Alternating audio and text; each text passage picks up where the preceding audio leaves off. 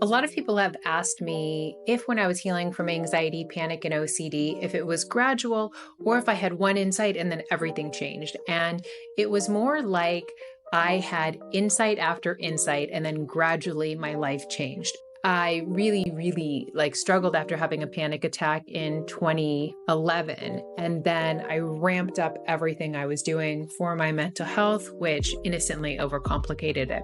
So from 2011 to 2018, I really struggled. I had a panic attack and it involved derealization and depersonalization. I'd already been a school psychologist at this time. I'd already been in and out of therapy for a decade or more. I loved self-help. I loved spiritual stuff and routines. And by 2018, I had been doing a lot. I thought you needed to do a lot for your mental health, and especially so your mental health didn't get worse. I had also became certified to teach meditation and mindfulness in schools. I was a school psychologist and I also loved it. All that sounded so great. And I think meditation and mindfulness, I have nothing against them. I just did it as I'm broken, you have to fix me. It was that, but it was and this could get worse because the derealization and depersonalization, I didn't know that's what it was called. It felt like a predecessor to losing my mind. I also was having a lot of intrusive thoughts. So I just thought there was so much I needed to do and it was going to take a lot of hard work to feel better. And I don't even know if that was possible. And I had severe driving anxiety, and that's where I'd experienced my panic attacks a lot. But I would find things that would work. Cognitive behavioral therapy was helpful to an extent. I had been trained in cognitive behavioral therapy. And so one weekend I used David Byrne's book and I sequestered myself. My son would still nap at that time. And I went through the workbook and did it all. And I was I'm going to drive on the freeway. I hadn't driven on the freeway for a year and I was able to drive on the freeway. And later I would always still push myself. So I drove kind of 2.5 hours with my kids alone. And then there was opportunity to drive to San Francisco, which was 7 hours from LA. And I was I'm going to do it. And I would do these things scared and I would white knuckle it. And, I did a lot of tapping and would go through my cognitive behavioral stuff and my cognitive distortions and my black and white thinking. And I think I was on CBT forums and people were supportive, but it was always a lot of work. And I would sing and eat my sour candies. And I was still just it would work and then it wouldn't. And it was a lot of work. And then I'd fall back into still panicking and still experiencing anxiety. And I didn't realize that I was innocently overcomplicating it. But I also just felt so bad because I was I'm doing the CBT. I've done neurofeedback. I did somatic therapy. And then I would fall in love with everything I'm doing because I would read so much about it. And I would be now I need to train in somatic therapy. I never met one person who was as anxious as me. And then I felt this secretly, seriously broken person because I was not only do I have driving anxiety, feel I'm losing my mind, I'm trying all the things. And I'm not just trying because we don't just try it. It's not I tried it once. I did not. I did it for years.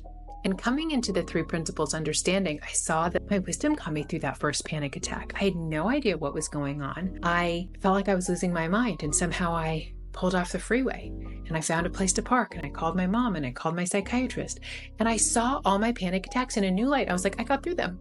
So if I got through them, maybe I don't need to obsess about what I'll do if one happens, because that's what I would do. Panic attacks were front page news. They were so much of what I thought about. It was what am I going to do if I have a panic attack? Is one coming? So that was a huge insight that my wisdom got me through every panic attack, that there was less for me to do, that human beings are designed to return to balance. And a big thing was Sari was the first person who seemed to have anxiety and panic as bad as me. She also went to a mental hospital, which was my worst fear, because I thought if I go to a mental hospital, could I still be a school psychologist? Could I still be a mom? And Sari did. So it kind of was it took some of that fear away. So there was a lot of big changes. I also had a lot of insights around thought, that thought always comes and goes. We didn't need to do anything to have new thought. And it was revolutionary because I used to do tapping and I thought I had to pull over and do legs up the wall and finger holds and shake it out and write down what I was saying and rip it up and look at my cognitive distortions. And I was oh no. Thought just comes and goes, and that we're always feeling our thinking. We're not feeling our reality. Because for me, I would be on guard, and if I had the thought, I would get this weird feeling in my arm, and it would be are you having a panic attack? Is it coming? And I'd be ah. So pretty early on, I saw some changes. I saw significantly less driving anxiety. I don't know if after coming into the 3 principles that I ever had a panic attack while driving again. So I believe it was 2018 that I came into the three principles understanding. And I really started to drive to work with a lot more ease. But I didn't have a deep knowing, but it still was enough to really take me from depths of extreme fear. I think it took away my fear of insanity, took away a lot of my physical symptoms, a lot of my driving anxiety. But I was still so used to doing so much that I kind of got bored a little bit, or I just thought maybe this is too simple. But it was something kept bringing me back to the simplicity of the three principles, that for me, it was everything else was unnecessary and overcomplicating it. But I think I needed to see that for myself. Oh, the principles are it. And the principles are happening whether we know about them or not. But just this simplicity of understanding the human experience, I just was oh my gosh. It was sometime during the pandemic. I always was kind of at some point there, I was I want everybody to know this. Why doesn't everybody know it? And I would share it with my students. I became certified through the SPARK curriculum, which is an evidence-based curriculum, sharing the three principles in schools. And I would incorporate it a little bit. But I was I want other adults to know this. I don't want anybody to suffer as long as I did with anxiety. But I thought it needed to be in person because every single thing I did was in person. And it was well, that was hard. I was the lead school psychologist in my district at the time. And it was then the pandemic happened and so many people were online. And I was I think I could do a virtual group. I started getting that ready. And that was when my understanding just really, really deepened. I've had insights about judgment. So I think it was a series of insights after another that gradually changed my life. Something I didn't bring up was sometime along in there, very early on, my health anxiety completely fell away. And so that was something that I didn't know was possible. I didn't even think I had health anxiety, but I did. I had severe health anxiety or OCD. I had orthorexia, but I never even went to address it. I was addressing driving anxiety and panic attacks, but my relationship with food in my body went to the next level. I had done so much work around healing from orthorexia and body image stuff and intuitive eating, and some stuff would work, but just coming into the principles understanding, truly intuitive eating, truly body love, just overnight. Oh, and one final thing, I guess, about driving.